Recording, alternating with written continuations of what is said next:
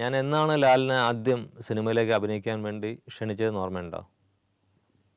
കളിയാട്ടത്തിന് മുൻപ്, അതായത് ജോണി വാക്കറിൽ.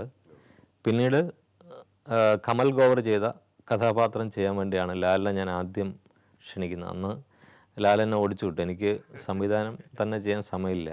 അപ്പോൾ അതിൻ്റെ ഇടയിൽ എങ്ങനെയാണ് ഞാൻ അഭിനയിക്കുന്നത് ചോദിച്ചിട്ടാണ് എന്നെക്കൊണ്ട് ഒരു കാര്യത്തിലും എന്നെക്കൊണ്ട് അത് ചെയ്യാൻ പറ്റില്ല എന്ന് പറഞ്ഞിട്ടാണ് ലാൽ. ഓർക്കുന്നുണ്ടോ? അല്ല, അത് സംവിധാനം ചെയ്യാൻ തന്നെ സമയമില്ല എന്ന് പറഞ്ഞിട്ടല്ല കേട്ടോ. ലാലിനൊരു കോൺഫിഡൻസ് ഉണ്ടായിരുന്നില്ല. ഒന്ന് കോൺഫിഡൻസ് ഉണ്ടായിരുന്നില്ല. രണ്ട്, അന്നൊരു തെറ്റായ ധാരണ ഉണ്ടായിരുന്നു മനസ്സിൽ. ഞാൻ സിദ്ദിഖൊക്കെ ഭയങ്കര നല്ല ചെറുപ്പക്കാർ, അന്നത്തെ ആളുകളുണ്ട്, ഇന്നത്തെ പ്രായം വെച്ചിട്ടല്ല പറയുന്നത്. നല്ല സിനിമയിലെ നല്ല ആയിട്ടില്ല. എന്നാലും ഞാൻ മനസ്സുകൊണ്ട് ചിലപ്പോൾ തന്നെ വിശ്വസിക്കുന്നതാണ്. പക്ഷെ മറ്റുള്ളവർ കാണുമ്പോൾ അത്രയും നല്ല ചെറുപ്പക്കാർ, തങ്കം പോലത്തെ കുട്ടികളെന്നൊക്കെ നമ്മളെ പറ്റിയുള്ള അന്ന് ഒരു ദുശീലങ്ങളും ഇല്ലാത്ത. അപ്പോൾ അങ്ങനെയുള്ള ഞാനൊക്കെ ഒരു അതിനകത്ത് ഏറ്റവും വലിയ വില്ലനാണ് സ്വാമി എന്ന് പറഞ്ഞ പേരിലൊരു കഥാപാത്രമായിരുന്നു അതിനകത്ത്. വില്ലൻ, മറ്റേ ഡ്രഗ്സിൻ്റെ ഒക്കെ ഡീലർ എന്നൊക്കെ പറഞ്ഞിട്ടുള്ള അങ്ങനെ ഒരു കഥാപാത്രം ചെയ്ത് കഴിഞ്ഞാൽ അത് നമ്മുടെ മാർക്കറ്റ് ഇടിക്കും എന്തൊക്കെ പറഞ്ഞിട്ട് തെറ്റായ ധാരണകൾ എന്ന ചർച്ചയിലേക്ക് വന്നു. അപ്പം അങ്ങനെ ചെയ്യാതിരുന്നതാണ്.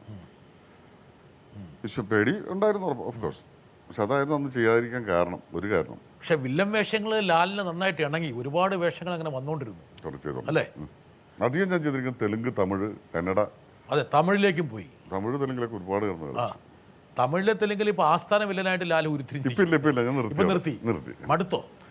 മടുത്തു എന്ന് പറഞ്ഞാലോ, അത് മിക്കവാറും എല്ലാം ഒരു കഥ തന്നെയാണ്. എല്ലാത്തിനും ഒരേ വേഷം തന്നെ. ഞാൻ 3 പടം, ആദ്യത്തെ ഒരു പടത്തിൽ ഞാൻ ചണ്ടക്കോഴി നമ്മുടെ പടം വന്നു, മെഗാ ഹിറ്റായിരുന്നു. ആദ്യത്തെ തമിഴ് പടം വിശാലിന്റെ ഏറ്റവും വലിയ അവൻ സ്റ്റാർ ആകുന്ന ആ പടത്തിലാണ്.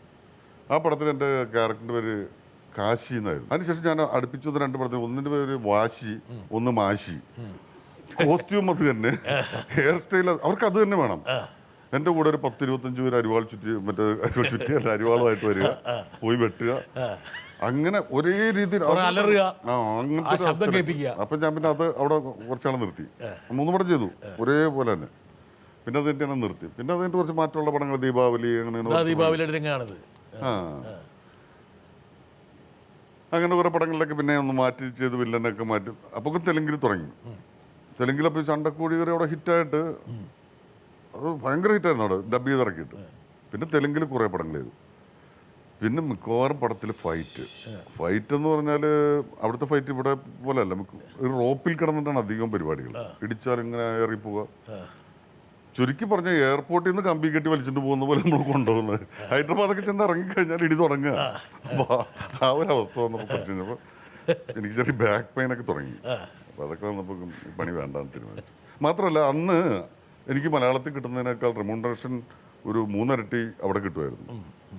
ഇപ്പോൾ ഞാൻ മലയാളത്തിൽ വാങ്ങിക്കുന്ന റെമ്യൂണറേഷൻ പോലും അവർക്ക് തരാൻ ചിലപ്പോൾ ബുദ്ധിമുട്ടായിരിക്കും.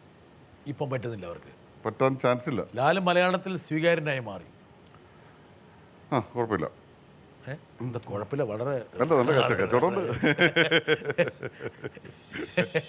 ഒരു അടിയില്ലാതെ വില്ലനാകാൻ മലയാള സിനിമയിൽ ലാലിന് പറ്റി.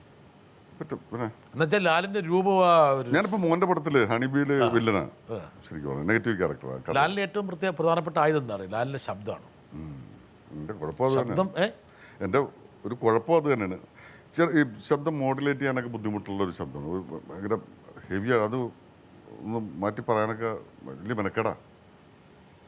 പക്ഷെ ഒരു വില്ലന് ആ ഒരു ശബ്ദം വളരെ അനിവാര്യമാണ്. താൻ വില്ലനാണെങ്കിൽ ഒരു സ്ത്രൈണതയിൽ സംസാരിക്കുന്ന വില്ലനെ ചിന്തിക്കാൻ പറ്റുമോ? നിങ്ങൾക്കൊരു കാര്യം പറഞ്ഞറിയാം, ഞാൻ ഒരു 18 വയസ്സ് വരെയൊക്കെ ഞാൻ നാടകങ്ങളിൽ ചെയ്തത് സ്ത്രീവേഷമായിരുന്നു. അതിനുള്ള എൻ്റെ യോഗ്യത എൻ്റെ രൂപമല്ലായിരുന്നു, എൻ്റെ ശബ്ദമായിരുന്നു. ഞാൻ കേട്ടിട്ടുണ്ട്.